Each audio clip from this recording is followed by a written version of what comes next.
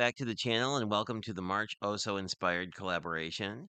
I have a couple papers on my desk because I made this splatter paper a long time ago and managed to also splatter most of my desk in the process. So I thought it would be really fun to sort of use this pink as a base and then use these two as sort of pattern papers to do a fun little birthday card. And bonus, I get to use a die that I've had for a long time and haven't used ever.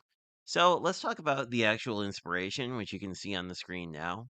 There's also a link to it in the description below. Also, in the description below, you'll see a link to the collaboration playlist. Encourage you to go and look at everybody else who took inspiration from this card as well. And this month, we were using a design from Terry Walker, who has, again, everybody has like these really fun Instagram handles anyway.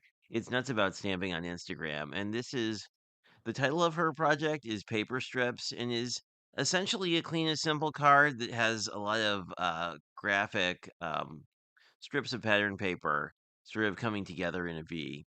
So we're going to work with that. So let us just magic ourselves to having strips cut, and I'll show you how this all goes together. Alrighty, and here you can see we have made strips out of the paper, and then I cut this one down to just a standard 4.5 by 5.25 panel, just for sizing. What I'm gonna do is glue these down, and then probably use this balloon. And we kind of want to go for a slightly right of center, as you can see here. Well, let's see. So we kind of want it sort of dead center. And then I'm going to do the balloon at sort of a curved angle. And in theory, this should line up. But we have, since this is a die, we can sort of fit it to whatever we get when we're done. And for this piece up top, once I have these glued down, I will start working on. I'll just cut off the excess and use that for these. And I find wet glue is better for this kind of a procedure just because having a little extra time to play around with it is good. But you do you, of course. If you're more of a dry adhesive person, that works too. I've become a huge fan of PVA glue. I'm just going to eyeball this since it doesn't need to be super perfect since we're going to cut it out later. Um, so that's just the first one, and I'm just going to wipe up my glue quickly so I don't wind up gluing down any of these other pieces. There we go. So here you can see we have the first one down, and then I'll grab this paper is slightly shinier, so it won't adhere quite as quickly as the matte cardstock that we started with. And then I'm just going to go and butt this up. I'm going to leave a very slight gap just so you can kind of see the pink underneath.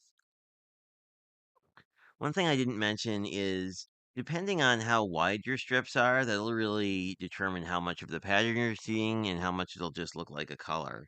If you look at the original inspiration, it looked like 3 or 4 different actual papers that all sort of came together.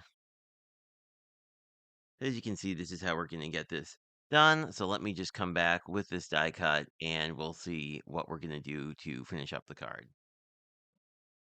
And here you see I actually had almost 4 strips left over, so I have enough to make another card, which is pretty cool. Um, and I just ran this through my Platinum 6, but you can do whatever you would like. We did have one little piece cut off, which is as anticipated, and looks like this cut just fine. But of course, this is fairly thick, so depending on your machine and your dies, you might need to shim this. But this is sort of our final balloon, and I really like how that came out. This piece I'm just going to toss because I don't think I'll use it for much. Although you could use it if you wanted to put down like an ink shadow layer. I might do that. That's kind of a neat idea. Let's hang on to that just in case we decide to do that.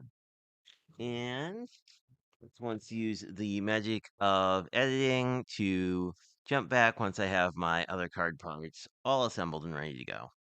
So as I was going through my scrap bin, I found this mint color and thought pink and mint would be a really nice sort of ice cream vibe, especially with sort of the rainbow colors that we're going for and the whole birthday vibe. So I pulled out my Gina K hexagon.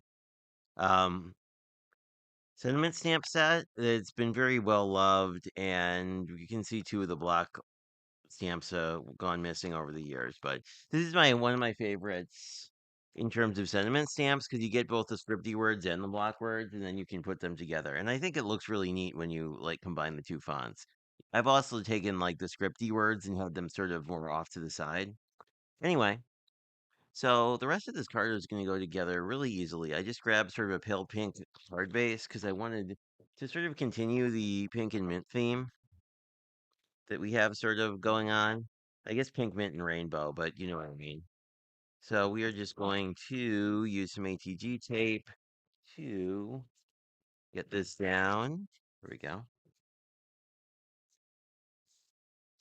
And per usual, we will check to see what side the card base opens on because nothing's more annoying than putting a card together backwards and then having to cut the front off. But we are doing well today. So I'm just going to line this up, looking for a 1/4 inch everywhere. This is pretty close to okay. And then I'm going to use glue on this guy since he's a slightly beefier piece. I didn't wind up doing the shadow layer I was talking about, mostly because I thought because um, pink and mint or red and green are almost direct complements that you'd kind of wind up, even if that it would look a little bit muddy. And this just looked really nice with the two colors of pink. So I'm just going to make sure we press that down. You can also use a bone folder, or really you can even use your ink pad to sort of make sure the glue is squeegeed down. Both of these papers are quite porous, so they're going to adhere really quickly, which is fantastic.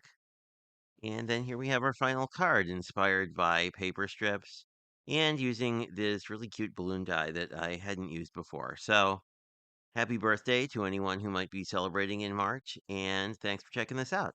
Talk to you guys later, and please check out all the other videos in the playlist because I'm always inspired to see what other people do with the same inspiration. Talk to you guys later.